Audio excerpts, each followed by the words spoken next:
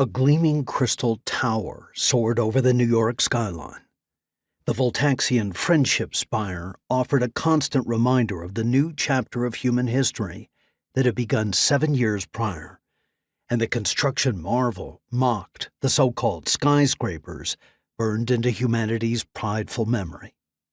Unease slithered into Luther Miller's gut every time he looked at the spire for too long. He felt small. He felt, in truth, like his soul was screaming a warning. "It's beautiful, isn't it?" The soft voice caught Luther's attention and flushed out the negativity summoned by the tower. His attention had been drifting all day. Not a big problem after a mindless day at his old company, but it was a bad idea when he was on a date with Kayla.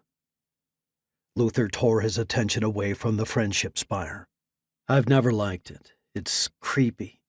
When I first came to NYC, someone offered to take me there. They couldn't get in, but they thought it'd be impressive to see it close up. I turned them down." "Really?" Kayla frowned in confusion. "I assumed you'd visited it already. Everyone goes at least once. The Friendship Spire gets more visitors than the Statue of Liberty. It's so beautiful up close." Uncomfortable conversation caused Luther's natural twang to bleed back into his voice. He'd gone out of his way to suppress it since he left his small West Texas hometown, and he sometimes wondered why he'd bothered. Fitting in wasn't worth turning his back on his past and pretending he was something he wasn't. Doing so left him empty and disappointed, even when he was out on the town with a beautiful woman. A stiff wind tugged at his cowboy hat, and he grabbed the brim. The hat didn't fit well, thanks to being in storage for too long.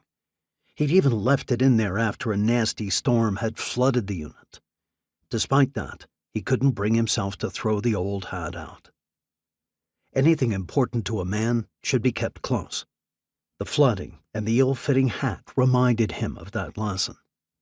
"You should go," Kayla cajoled. "The spire's cool, not creepy. It's totally moving to see it up close. It's more like a sculpture than a building. It's something humans could never build." That description makes it sound creepier. Then I'm saying it wrong. It's daily proof that humans aren't alone in the universe. Everyone was convinced that aliens were going to show up and blow up the White House and the Eiffel Tower like in a movie. But we were wrong. A dreamy look washed over her face. The aliens are way more advanced than us, yet they're even more peaceful. We're barely scratching the surface of what we can learn from them. The dungeons are a small price to pay. Kayla clung to Luther's arm. He acted as a natural shield against the crowds of pedestrians clogging the busy streets.